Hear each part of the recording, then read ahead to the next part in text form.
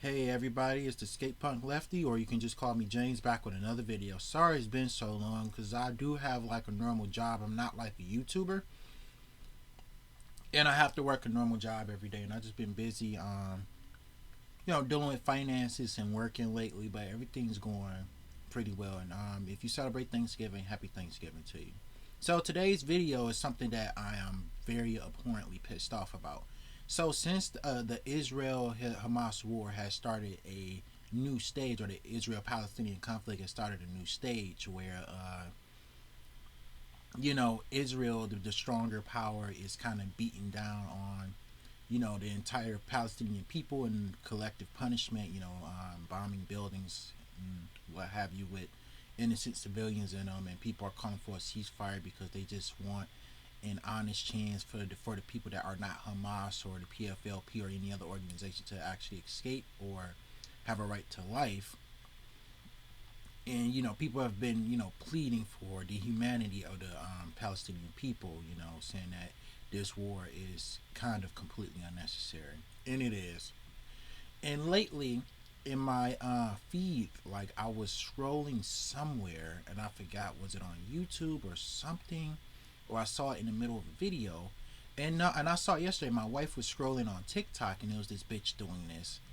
I am so sick of right wing hack dipshits having the gall to come out and say someone is anti Semitic. I am getting like really abhorrently upset because these are the same motherfuckers that go around saying that they're a bunch of elites or deep state cabals or a great reset done by a deep state special interest group and shit like that, saying there is a matrix or a matrix of people controlling society. And there's been several instances where in public, I'm trying to talk to like a right wing person, and they, this one guy just came out and said, it's like, oh yeah, it's the Jews. Like, y'all are the motherfuckers with people like Kanye and Nick Fuentes on y'all side, but y'all try to, mediate it away and say that the left is being anti-Semitic for being pro-Palestinian, for being like, for taking a pro-humanity position. And I think this doe-eyed fat bastard Sean Hannity is one of the main clips that pissed me off, because I'm like, dude, I didn't watch through this entire video. Don't worry, I just watched to see, because there's several videos of him doing this shit, and many other people trying to say that being pro humanitarian towards Palestinian people is somehow tied into anti-Semitism from the mostly Republican Party that goes around saying that that there's a deep state cabal of elites controlling the government, and we got to do something to stop them, and saying things like cultural Marxism. The anti-Semitic conspiracy theories spewed by right-wing people go on and fucking on. So I just don't understand how they had a nerve to come back and say that anybody else is being anti-Semitic or has some type of hatred of Jewish people besides themselves. Pro-Hamas talking points. Now, according to a new report, audience members walked out of the Dave Chappelle show. We dive into the bullshit. Let me turn up. The audio has been kind of low on some of these people. I'm just have to deal with it. And / talk a little louder. These motherfuckers have some motherfucking nerves, bro. First of all, we dive right into it. Being pro-Palestinian is not being pro-Hamas. People are not pro-Hamas most of the time. Most people see Hamas as a symptom to a greater cancer, the oppression of the Palestinian people. These militant groups, whether it's the DFLP or PFLP or Hamas, only exist, and even Fatah, for the time where it was fighting for the destruction of Israel, only existed because the Palestinian people are not given life and liberty, freedom, and economic equality like the Jewish Israeli people are.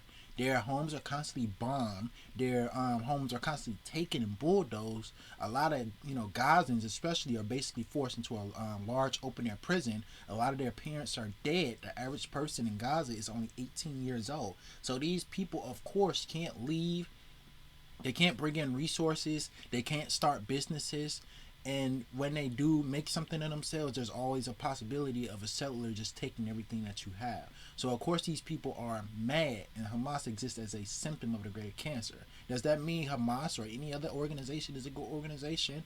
Hell the fuck no, it doesn't. But Hamas wouldn't have a reason to exist if Palestinian people had equality. This is just like I said in the previous video, like neo-Nazism or African American street gangs or the mob. People only join these organizations because they don't feel like they have anything to live for. So if you want to get rid of Hamas, give the Palestinian people the freedom. Show in Boston last week after he criticized Israel defending itself. And notice how Dave Chappelle is an ally of convenience. That's what I was trying to tell his, well, I can't tell him because I don't know him, but this is what I try to tell his dumb Uncle Tom ass, because a lot of people would have like mixed opinions, and some people believe that Dave Chappelle is Muslim. I don't believe that. I believe that he's just a broken clock that was right twice a day. Like, he's right on black issues and he's right on this issues, but of course he's not right on the trans stuff. And he was absorbed into all these motherfuckers that was praising him. Like, I can guarantee you, like months ago, Sean Hannity and the rest of these fucking hypocrites were all like, Dave Chappelle is being censored for his innocent free speech about the trans question. And now it's Dave Chappelle made some anti-Semitic statements because he criticized Israel's response to the Hamas attack on October 7th. You see these motherfuckers, and this goes out to all minorities that ally with these people on, certain issues and stuff like, oh, we agree here, but we don't agree there, and I gotta know the enemy for real, and at least the Republicans tell me this is what you get. You get sold the fuck out at a moment's notice. And bombing Gaza and said students supporting Palestinians should not be losing jobs over it. That's not what happened, Dave. I happen to think you're a funny guy, but you need to be a little bit more informed. The 31 groups, for example, at Harvard, they were blaming Israel, the victims of terror, for what happened, and only Israel. That's just pure ignorance. You can be the victim of something, but still have it be your fault.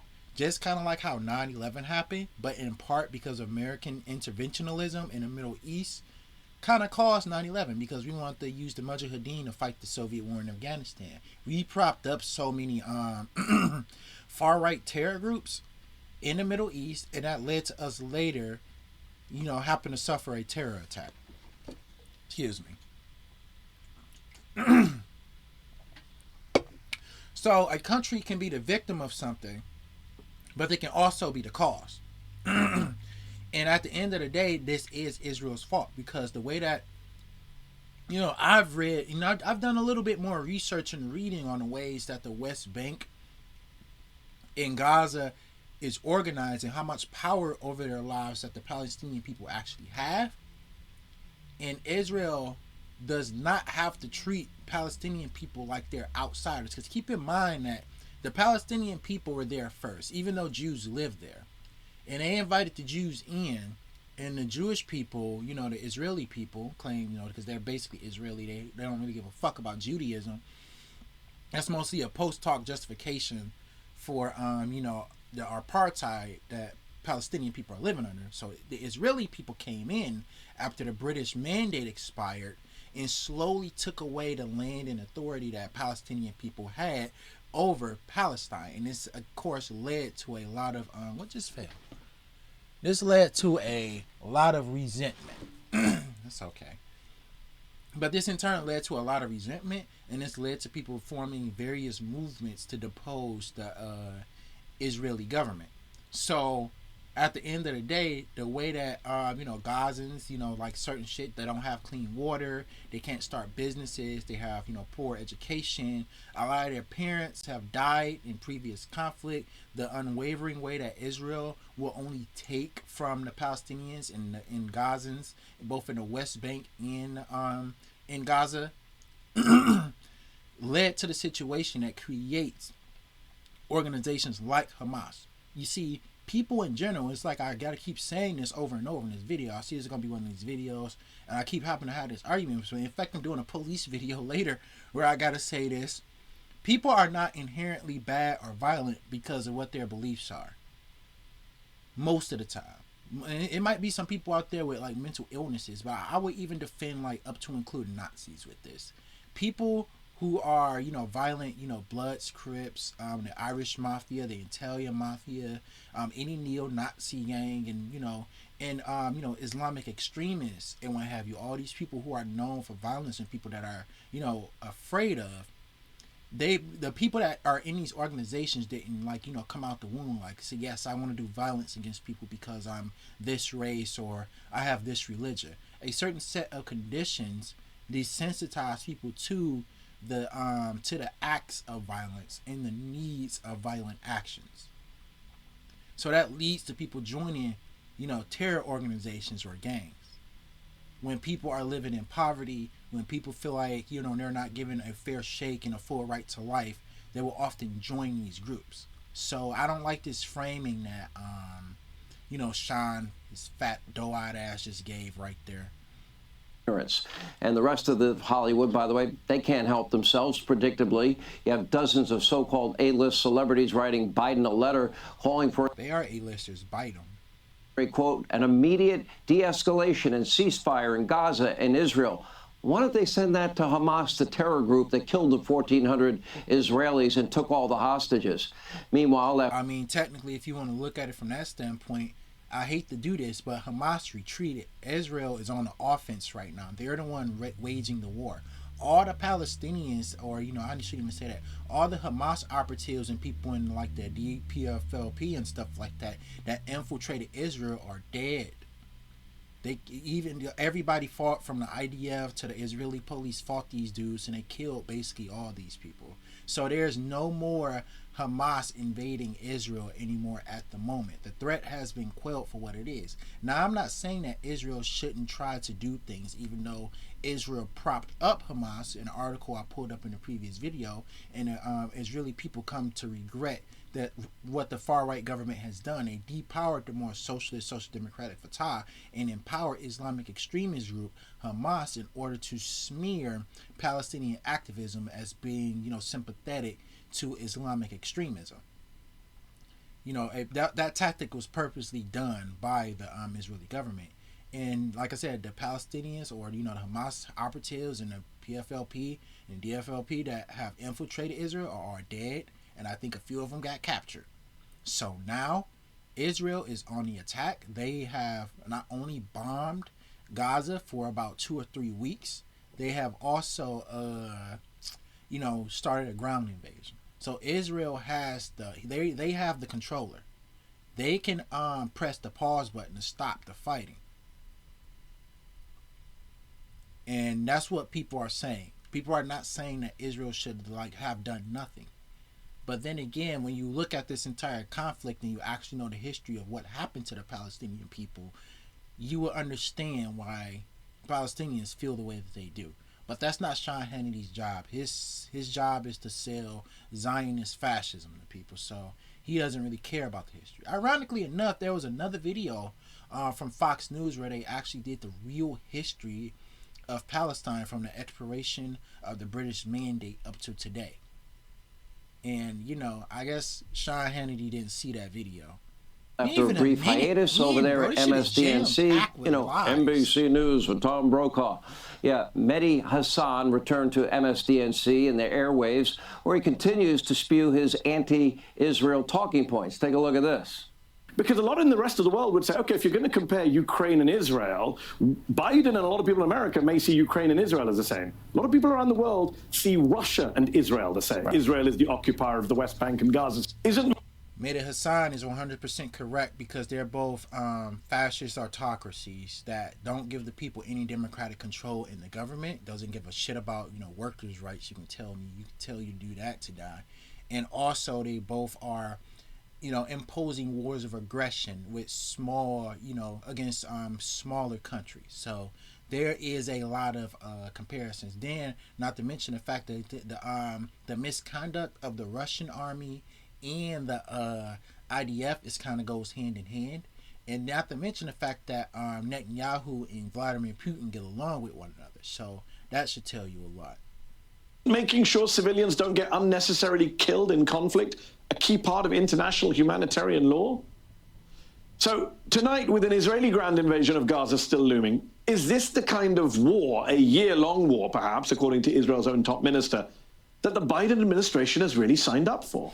No. Maybe you should be telling them to put down their arms and stop killing innocent men, women, and children and taking innocent men, women, and children hostage. That'd be a good start. And that's an extremely simple-minded way to look at this conflict. You see what I'm saying? Like, that's what I hate about conservatism in general. It's like no nuance to why any of this happened. And of course, the things, actual terror against civilian people is not a good thing. But what's causing the terrorism? Why is there a Hamas? When you really research into the fact that, like I said previously, that Israel propped up Hamas, the fact that a lot of people in Gaza are less than 18 years old and they're lacking in resources, and that they are directly sometimes oppressed and confronted by the IDF or Israeli police or settlers, you would see why people join Hamas. And this oppression of Palestinian people needs to stop.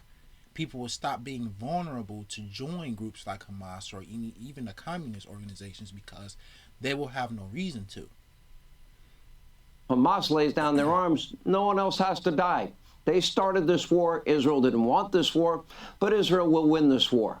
Now, first, but the issue is that it's not about Israel is responsible for the conditions that created this war. Israel Special Envoy for combating anti-Semitism, Noah Tishby's with us. Here we go again. Let me get a motherfucking cough drop. I'm gonna stop coughing. This is pissing me off. I'm real pissed about this shit. Anti-Semitism, really, dude. This is like I fucking said previously. Like, these motherfuckers have some motherfucking nerves, bro. I'm really taking this from the same motherfuckers that go around saying that there's deep state elites, that there's anti-white racism, that there are special interest groups saying that trying to fund. Do you remember Elon Musk just a few fucking days ago was talking about how why should white people like Jewish people when Jewish people were funding anti-white programs, and then people like Charlie Kirk went on and be like, some of these programs funded for Black Lives Matter are funded by Jewish people. How these motherfuckers are always posting about fucking George Soros, bro. I don't want to fucking hear it. Like, I really fucking don't, bro. And I don't want to hear that from like any fucking Republican or right-wing person, even if they're Jewish right-wing people, because Jewish right-wing people like Ben Shapiro and his sorry-ass sister, they lead people to the door of anti-Semitism by promoting a lot of the same conspiracy theories. So I just really want to see what they have to say about so-called left-wing anti-Semitism. Founder of the Lawfare Project, Brooke Goldstein, is with us. Noah, let's get your take on this first here. I don't think I get shocked often, but the level of virulent hate and anti-Semitism I never thought I'd see in my lifetime. And it's not just a college university. We've seen it before, like at Charlottesville. We've seen it at Charlottesville. We've seen it on January 6th. We've seen it at every far-right rally that was organized in between. We see it all the time for people like that have been banned off YouTube. We see it from Fox News, and we saw it for about 10 years from your friend Tucker Carlson, who was promoting the Great Replacement conspiracy theory on the network next to you. Now, I don't know whose show came before or after. I think Sean Hannity came on after Tucker Carlson. But the point still stands is that Fox News is the network. I will say, along with like OAN and what have you, One American News Network and stuff like that, Fox News is the network of anti-Semitic conspiracy theories that leads people to the door of neo-Nazism and Klansmanship. So I really don't appreciate this shit, dude. It's so fucking diabolical how they try to rewrite narratives to mean things that they don't. And I guess at the end of the day, bro, I was gonna do this clip in a separate video, but it's a clip I want to show everybody at the end of this. It's not just in Hollywood. It's, you know, in the streets of New York. I mean, Times Square is packed. It's all over the world. It's in Great Britain. It is in other parts of Europe. It is in Australia, other continents. And it's a little shocking, shocks my conscience, and I'm sure it does yours as well. It actually, sadly, is not shocking at all. This is something that I'm sure Brooke can talk to as well. It's been a huge part of my work for many, many years. Anti-Zionism is anti-Semitism, and these are the days where all the How? How? How? Because anti-Zionism, at least in my opinion, is just it's just opposition to Jewish ethno-nationalism, which is, if you ask me, is a form of fascism. So how is being anti-ethno-nationalist for any group being anti-Semitic? Those two things don't hold water. Don't most of the time people who are ethno-nationalists are anti-Semitic? And the left is never ethno-nationalistic. So the left is somehow still anti-Semitic. This don't make sense. How? No, because the only thing I'm going to say is that, anti-Zionism is not anti-Semitism, but all fascists are anti-Semitic. But the left holds no fascist principles whatsoever. And anti-Semitism is clearly a right-wing phenomenon on this very network that promotes the Great Replacement conspiracy theory, that promotes that George Soros and the deep state are going to destroy white America. The same network with members that go out saying, agreeing with shit like the things that Elon Musk did, that say that when Nazis, the same network that had Kanye West do an interview on here, the same network whose workers and individuals on this network who've often the time been exposed as actual Nazis and Klansmen, the same network that promotes the party of David Duke. There's Democrats. No, David Duke runs and, marketed himself as a Republican after the 1980s. So, I really want this bitch to break this down for me, because this is confusing. Semites are crawling out of their holes. I want to talk to Hollywood for a second. What are you talking about? Is this what you're talking about? Are these the anti-Semites that crawled out of their hole? Where were you when they was doing this?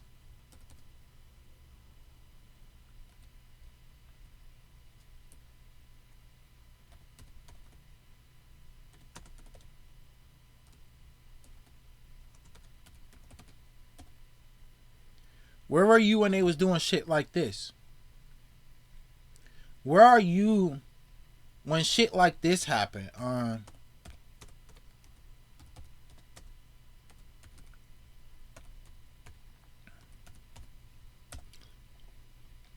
Yes, I know about this. Where are you when you just see shit like that? Where are you? Where are you at? Where's this bitch at when stuff like that is happening? You will notice that these people actually don't give two fucks about Jews, because if they actually cared about Jewish people, they would understand that, number one, there's a difference between anti-Zionism, which is an opposition to Jewish ethno-nationalism, and anti-Semitism, hatred and conspiracy-driven hatred of Jewish people. Those are two different fucking things. And the people that actually go around saying that they want to do shit to Jewish people, like, actual Nazis, the people that, that lean people into the conspiracy theories, like y'all buddy Shapiro or Tim Pool, Sean Hannity, Tucker Carlson, Jesse Lee Peterson, Kanye West, all these people lean people in to anti-Semitism. You will be self-aware that anti-Semitism is a right-wing phenomenon. You don't hear fucking Democrats going around talking about some George Soros is funding the government to destroy white people. That's an exclusively right-wing thing. So I don't understand this shit. Like, how are you gonna somehow, like I said, this doesn't make any fucking sense. And I can break down every fucking line. I don't care, because this shit is stupid. I'm tired of hearing it.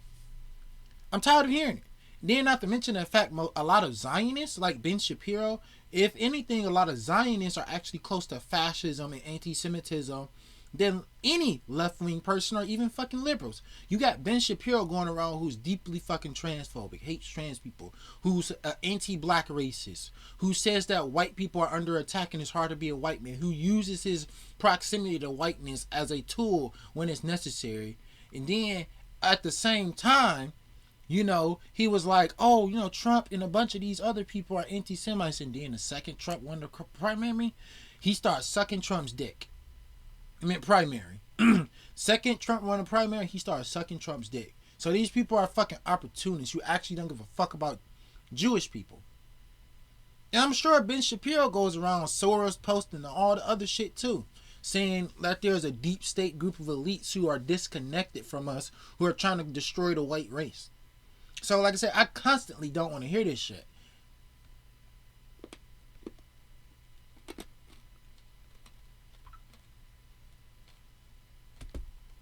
And because you were referring to a letter that came out by a smaller group of Hollywood people, the usual hacks like Susan Sarandon that jumps to bash Israel at any point possible. However, only recently, a new letter was sent. Not to mention, what about Jewish anti-Zionist people? I know a lot of Jewish people who are anti-Zionist. And so are they anti-Semitic too? Are they self-hating Jews? Are they Jews in name only? To President Biden with a lot of big celebrities that is actually calling to release the hostages without demanding a ceasefire. Some of the people that are signed on the letter are Katy Perry, Orlando Bloom, Justin Timberlake, Tiffany Haddish, Zoe Saldana, Gal Gadot, Madonna, Chris Rock, a lot of people. So there is actually a change that is happening in Hollywood, finally, and a lot of people in the intelligentsia and elites are... What you're seeing, oh, there you go, the intelligentsia and the elites. Who could you possibly be fucking, parentheses posting about right fucking there, bitch? You see what I'm saying? Like, tripping over herself with anti-Semitism. Because when these motherfuckers, best believe it, on any right-wing podcast or news organization say elites, they mean Jews. So, like, how? You're literally, and I think this woman might be Jewish, like, you're literally being anti-Semitic while trying to say other people are anti-Semitic. I wasn't expecting that. This bitch tripped over herself. And maybe it's because with today's technology and ways of learning about the world around us, you cannot hide what's happening to the Palestinian people as much as you could throughout, like, from the 1940s all the way up to now. People can literally film and record and directly see the atrocities being committed by the IDF and by the Israeli government and by all the settlers. So people are not buying this bullshit lie that Palestinian people are just barbaric terrorists that want to bomb shit. Nobody's buying that shit anymore. And there's a lot of people that were not buying it to begin with. It's because the thing about it, and I will give it to my generation of millennials and Gen Z, are not vulnerable to your right-wing bullshit propaganda. They will dig into the shit that's being said and take it apart for what it is. Like, this is the same shit where they say that, so many millennials are have white guilt. You remember that shit? So many millennials are just like gay now. So many millennials and Gen Z are transing themselves, rapid onset gender dysphoria. It's because people just don't believe the bullshit that y'all say anymore about minorities. People are starting to look past that. And it's like I said in the previous video about a similar topic, is that we're living in one of the most interconnected times in human history, where you got, it doesn't matter, black, Asian, Arab, gay, women, lesbian, whatever. Everybody's befriending one another in the later generations now. And all that right-wing programming from even earlier millennials is not prospering the way that y'all thought that it would. Taking a pause, rethinking their position on Israel, on Hamas, and on the entirety of the Middle East. And I hope this actually trickles down at some point, because this has been a very lonely and aggressive and anti-Semitic climate out there. Well said. And Brooke, I'll go to you because, if you look at one border city, 10,000 rockets in 10 years, that's like a constant barrage of rockets. There's no freedom. Kids can't play outside. Vitamin D is kind of vital and important. Fresh air is kind of important for kids, but they're playing in... Damn, tell that to the people living in the world's largest open-air prison. In playgrounds that are underground in bunkers. That's their everyday... I wonder, do they even have, like, playgrounds and stuff in the Palestinian areas that's either occupied by Hamas or that's occupied by Fatah and the West Bank? I doubt they can even afford to build shit like that. Think about, what about those kids? What about kids who are eating dinner? Like, literally, it's been kids who have been, like, eating dinner with their moms and shit like that. And then you got them on camera crying, saying, like, where's my mom? I want my mom. And the mom is in a fucking stretcher dead off screen a few feet away. So, fuck off. Day life. That's the way they live. And yet nobody seems sympathetic to that fact, or the fact the same thing is happening in the north with Hezbollah and out of Lebanon. At some point, doesn't Israel need to have a protective zone where these rockets can no longer be fired into their border cities, that it won't... So they just need to invade every fucking thing? Really? Won't be tolerated, that no more innocent people are going to die, and if you attack the Israelis and you commit acts of terror... But those innocent Gazan people are not the people firing the rockets or doing the attacks. If Israel wants to stamp down on Hamas or any other terrorist organization, they can send in special forces. Nobody is really going to stop Israel from driving into Gaza or the West Bank and getting the people that they fucking need. And they can do the fighting directly with them. And y'all don't like it, go into the fucking tunnels. Nobody cares. Gonna have to do what you gotta do. The problem is using F-16 Eagles to level fucking apartment buildings with innocent families in it, because they think it was a Hamas operative or Hamas base was in there. And then they walk into the rubble a few minutes later talking about something. Oh, look at this rusty AK-47 in this calendar with attack dates on it. That's the fucking issue. It's not that the fact that Israel is defending themselves or fighting this war. It's the way that they're fighting this war. You are going to pay the ultimate price, and that is Israel is going to destroy you. That's what I would want America to do if we were attacked. That should have been the policy for Israel for quite some time. Israel could have wiped out Hamas a long time ago. This motherfucker's a human rights anything. Here we go. No mistake about that.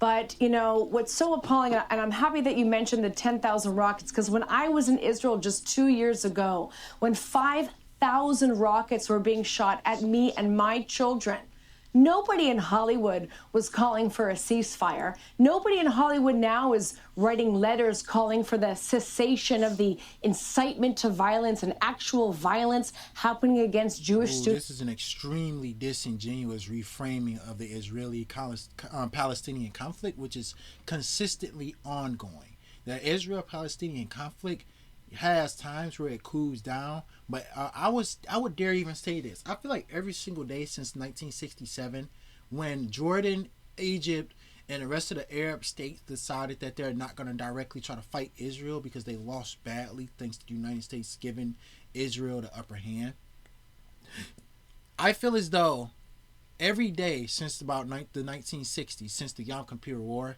has been some fighting being done in Israel.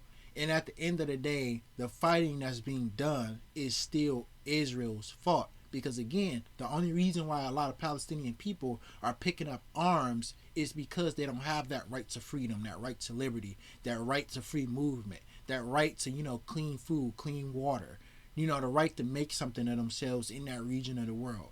And that's why you keep seeing this fighting coming back and forth. And it's like, the rocket attacks, they suck, but don't frame your personal, negative experience as, being, completely, completely representative of who Palestinian people are or what's happening in that region. That's very dishonest of her to try to do. And yes, like I said, it sucks. Like, nobody should have to, take cover or die on it. What about all the Palestinians? They have it worse, because at least these rockets that are being launched, they're indiscriminate. So you have somewhat of a chance of it landing in the middle of the street. But innocent Palestinian civilians, they can, like I said, it could be 2 Hamas operatives in the fucking lobby of their apartment building. And guess what Israel does? They will tear apart the whole fucking building with a fucking J down. So just think about it like that. Nobody should be getting bombed. Nobody should have to live their life taking cover.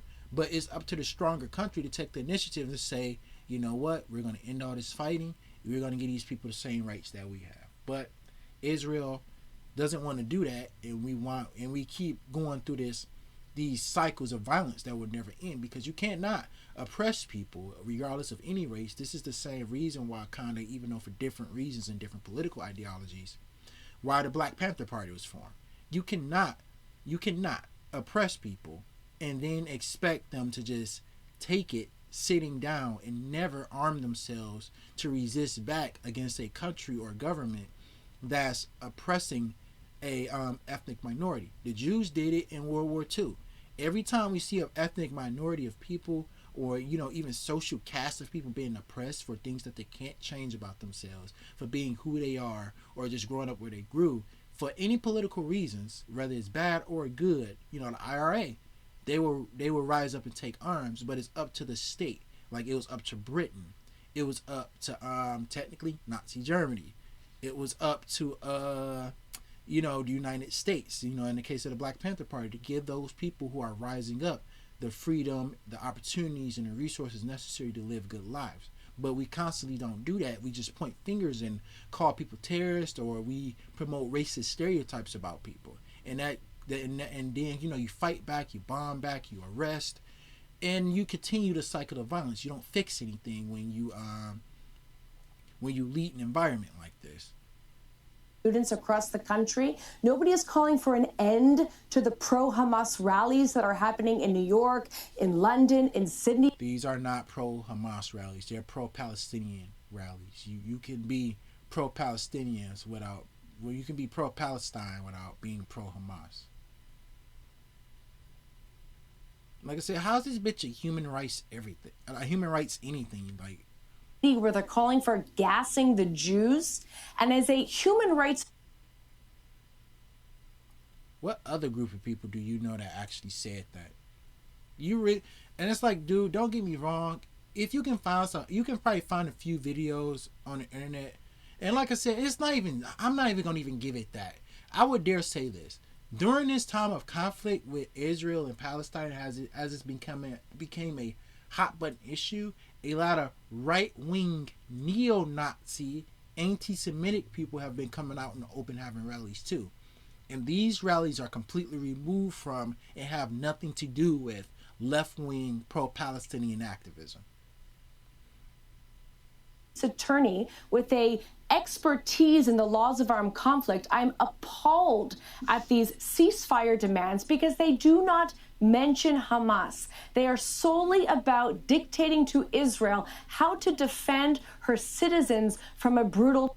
There's rules in war. Whether you were the person attacked or not, there's rules in war. Terror attack. And people like Dave Chappelle, who sit in the West from their position of privilege.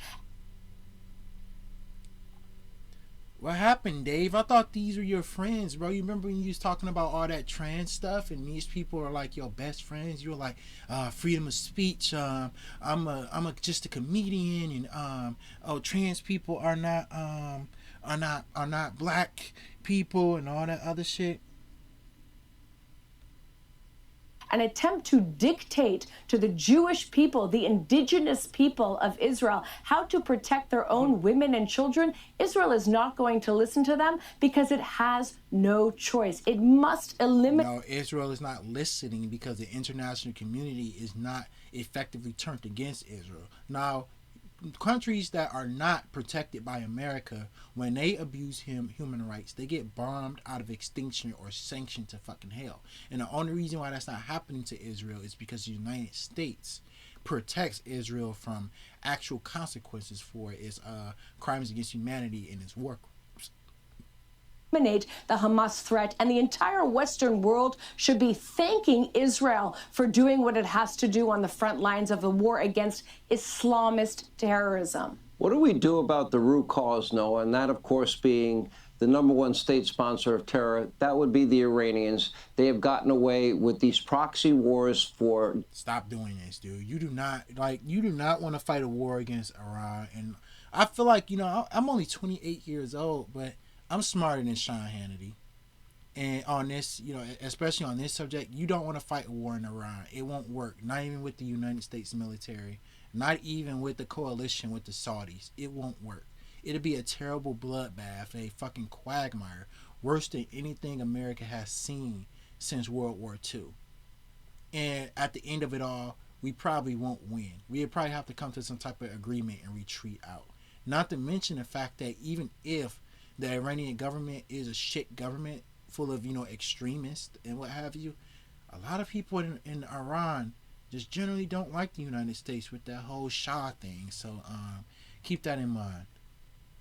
decades and so decades. what I'm saying is that, because my wife is texting, what I'm saying is that if we tried to fight a war with Iran, it'd be one of the longest wars in U.S. history.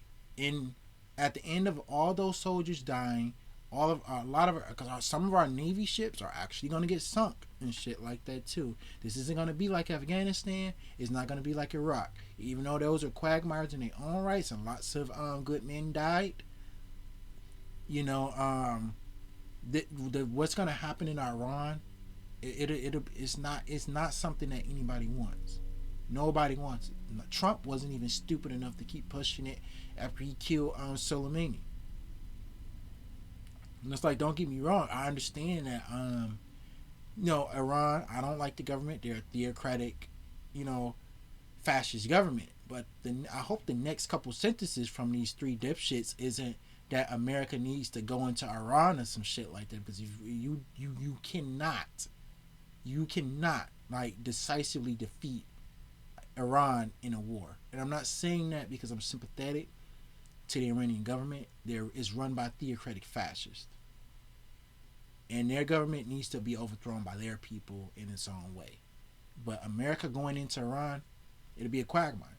So like, don't even joke about this shit, like, because so many good people, we're gonna lose so many people if we do that.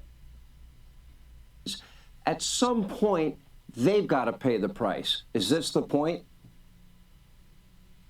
I don't know when the point is, but they definitely do have to pay the price. When you look back at literally almost every... This is so fucking dumb. See, yeah, I guess I'll let it keep going to see if there's any points I can like disagree with and refute.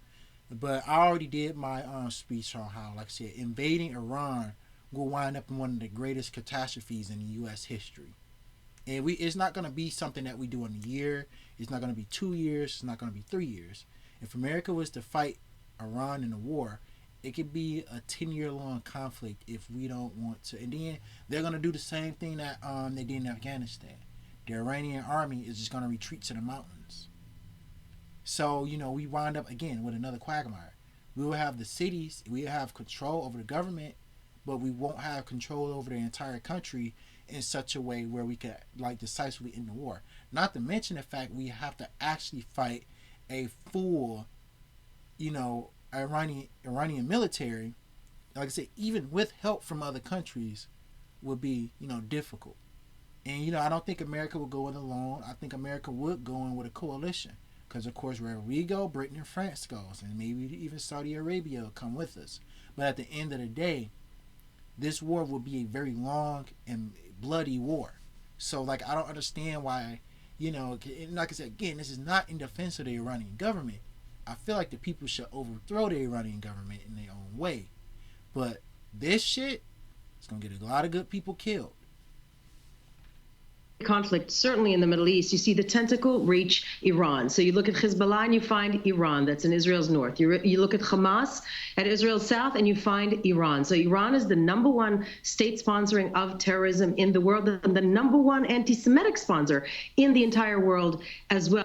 I'm sorry, did you mean Russia? We couldn't find any search results for Iran when it comes to this. And not to say that it's not people in the Middle East or especially Iran that are anti-Semitic, but come the fuck on. Russia has connections to every right-wing and far-right government and government party in the world, including the Republican Party of the United States. So you're going to try to tell me that Iran is the huge anti-Semite people. Like, nah, dude, I don't buy it. Well, and they absolutely need to be stopped. We should not negotiate with them. We should definitely not fund them. I'm very happy that funding was stopped to them. And everybody should acknowledge the human rights that you have in Iran are the human rights that you're going to have in the West if they get their way. And this is... What about the human rights of Palestinian people? How many do they have? Hey, you want to know what I want to do? I want to go to Gaza, and I want to... Oh, you can't leave because there's a big-ass wall around the whole place. Well, I guess I'll go drink some water that might be contaminated. Damn, well, I guess the Palestinian people can always go out and eat, but you're bombing all their restaurants and making sure they don't have supplies coming in or out, to the point where Biden had to send humanitarian troops to Gaza. So, yeah. to what Brooke was saying, this is what everybody needs to understand. Israel is fighting the West's war. Israel's on the front line, at the forefront of this is fascism. A worldwide war against Islamic radicalism. Sorry, I don't buy into your ethno-nationalist, simple-minded way of looking at Western and Eastern society. I think the world is more complicated and complex than that. Islamic Nazism that is acting a mass. You can't, I mean, I guess you can be both, but at the end of the fucking day, this is not, the situation that we see in the Middle East stems from the systematic oppression of, in the anti-Western sentiment, comes from the systematic oppression and colonialism that was done in the Middle East, and the anti-Zionism and some of that. Yes, there's blatant anti-Semitism that you can see from people in the Middle East or from the Middle Eastern countries, can be from the fact that after the British mandate expired, the Jews were given most of the territory in mandatory Palestine, and then the only thing that the Palestinian Arab people were left with was Gaza and the West Bank. And as time has gone forward, the Israelis take more and more land and de facto have more and more authority over these areas.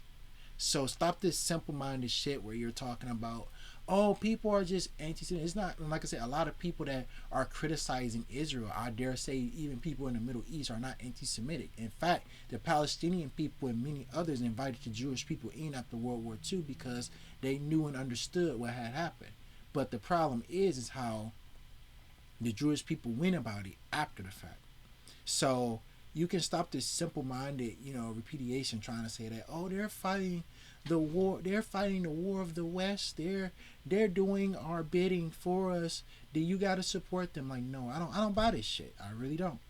Massacre on our people, and it's coming to the West if it's not stopped. So when the United States went after. And then what about West? What party and what people mostly perpetuate Western anti-Semitism? I want to see a Fox News segment on the renewed neo-Nazi movement that we've been experiencing since about 2014, where you have waves of motherfuckers getting banned off YouTube and other platforms for talking about there's a great replacement going on or wherever else the fuck, cultural Marxism, net deep state, George Soros, this. Like, come on, really, bitch? You're gonna like really try to remask and rewrite over history who actually comes from who's actually anti-Semitic? I'm done with this fucking video. I'm gonna go to the second segment of this video, bro. I can't do it anymore. So anyway, one thing that makes me sad about shit like this is the fact that of course, as we go through history, a lot of people, because I feel like a lot of World War II veterans, I wonder how many are left, bro. How many World War II veterans are left? Oh, whoops, I spelled that really fucked up.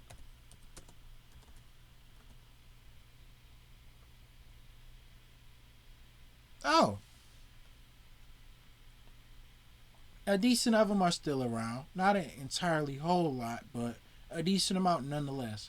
But why I brought this up is because what's sad is that as these World War II veterans die off, there will be less people to directly talk about their experiences fighting and interacting with fascism during World War II. And then we keep getting people like this, but they've been doing it for a long time, where fascism is not totalitarian right-wing ultranationalism based on, often anti-Semitic and racist and homophobic too, and based on, recreating a mythic past. It's when fascism is when I get banned off Twitter for saying the N-word with the hard R.